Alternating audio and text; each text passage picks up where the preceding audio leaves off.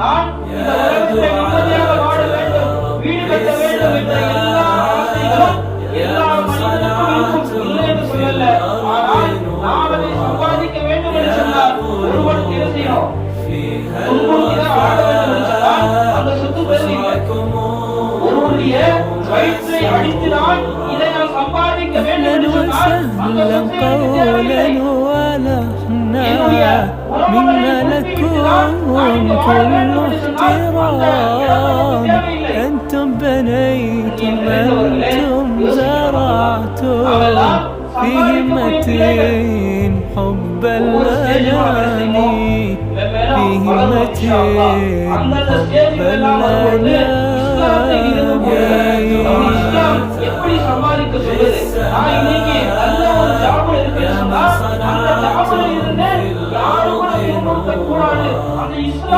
இந்த வழிபாடுகள்ல எப்படி இருக்க வேண்டும் என்று கற்றுத் தருகிறது.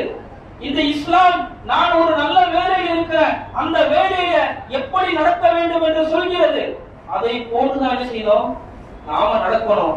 அப்படி இல்லைன்னு சொன்னா நமக்கு இந்த உலகத்துல கண்ணுக்கு முன்னால தெரியும், நான் இவ்வளவு சம்பாதித்து விட்டேன், நான் காரு வச்சிருக்கிறேன், பங்களா வச்சிருக்கிறேன், எல்லாமே வச்சிருக்கிறேன்னு சொன்னாலும் அந்த காசு பணங்கள் நமக்கு எந்த ஒரு மன நிம்மதியும் கொடுக்காது.